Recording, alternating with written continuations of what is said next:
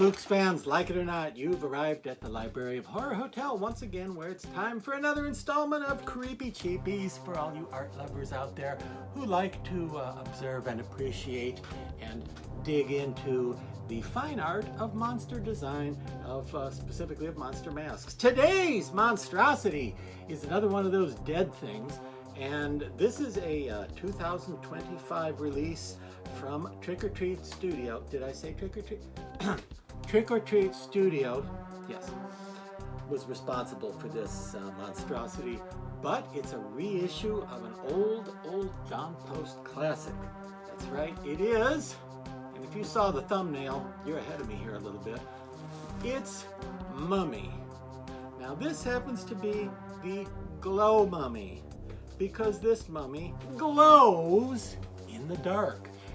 And he is therefore painted in that classic glow-in-the-dark color that's a very, very pale, slightly minty green. The color of most glow-in-the-dark paint and glow-in-the-dark Halloween novelties ever since thousands of years ago. Now, this was originally offered from John Post Studios back in the late 1970s, and it was just called Mummy. It was not based on any particular movie. To me, it always looked a little bit like Boris Karloff, but oddly enough, not like Boris Karloff in The Mummy. There's just something Boris Karloff-y about his features. And if you take a look at the proportions and the angles of his facial anatomy, you might understand what I mean. But this is nothing like what Boris Karloff looked like in makeup as The Mummy. It just looks like it could have been another Boris Karloff mummy. Now, the ones that were out back in the day were vinyl, so this one is vinyl, which is nice because it's more authentic to being like the original release. And do you hear that sound? Yeah, that's some Johnson's paper wads in there. Let's get them out so it's stop making it sound. The originals were vinyl, and this one from Trick or Treat is also black vinyl, just like the originals, and stipple painted or sponge painted so as to allow the black to show through in all the cracks and crevices. Now, what would you wear with a glow-in-the-dark mummy mask? Well, you're gonna have to come up with a glow-in-the-dark mummy suit, and those are scarcer than... What's something scarce? Hen's teeth? Okay, scarcer than hen's teeth. I have a jar of hen's teeth in the lab, but hold on. Difficult to find.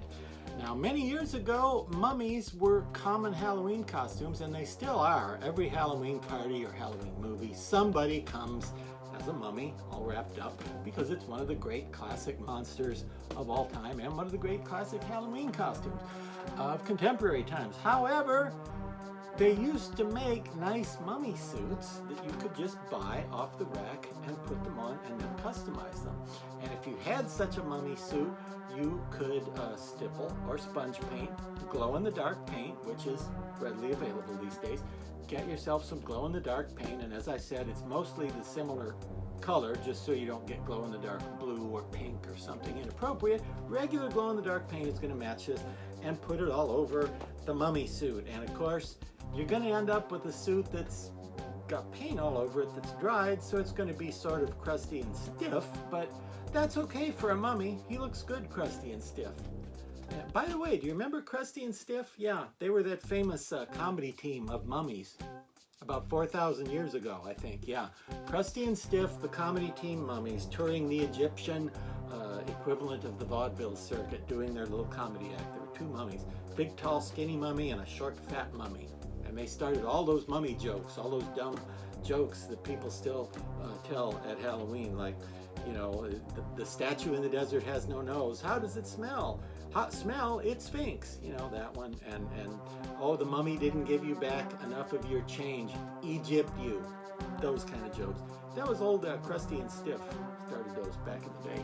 Anyway, this particular mummy is going to be difficult to costume if you want to use him properly as a mummy, because they don't make any good mummy suits these days. All the commercially produced mummy suits that I've seen in recent years are too simplified, or everything hangs down, which I associate more with a ghost or a swamp kind of monster, or they have so few wrappings on them they just look silly. They don't look anything like the mummies in the old movies. By the way, my favorite of which, costume-wise, would be Karis, the mummy played by Tom Tyler and then Lon Chaney in some movies back in the 1940s. Look for stills from those if you want to make a mummy suit and make it look really right and really classic. But now, how do I know they used to make good mummy suits? Well, funny you should ask. As a matter of fact, Morris Costumes used to have a nice mummy suit, not as deluxe as the ones in those Lon Chaney movies, certainly, because it had to be something that people could afford to buy, but it was pretty decent. It had a pretty good number of rows and strips wrapped around it, and the pattern for it and the first few costumes were created by none other than my wife, Laura Lady.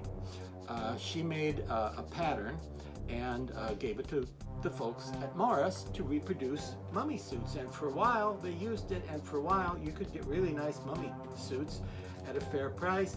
Then Cheapies took over the world, and everybody started making mummies out of just junkier stuff, and for several years I haven't been able to find any commercially produced mummy costume that's worth a camel spit, you know. But if you don't want to use him as a mummy, you could actually get away with using him as a ghost or a zombie, because although he is sculpted and molded and designed to look like he has cloth wrappings, I don't know if you can make that out, he has like woven cloth, kind of burlappy wrappings stuck to his head here and there. Although he does have that, people aren't going to notice it at the haunted house or the Halloween party or whatever. He's going to pass for a zombie. So I would say you could get away with the regular zombie clothes if you can find a pair of glow-in-the-dark rubber hands or vinyl hands to wear with him. You could do that. I haven't tried this guy on, so I don't know how wearable he is, but I assume he's as wearable as the ones that were out in the late 70s. Now, one difference is, and this is a curious thing, the ways of monsters are strange and mysterious. I don't remember ever seeing one that glowed in the dark. But Trick or Treat has seen fit to reissue the mask as part of the Glowin' Ghoulies line. Now, I remember the Don Post Glowin' Ghoulies. They were the vinyl masks that glowed in the dark.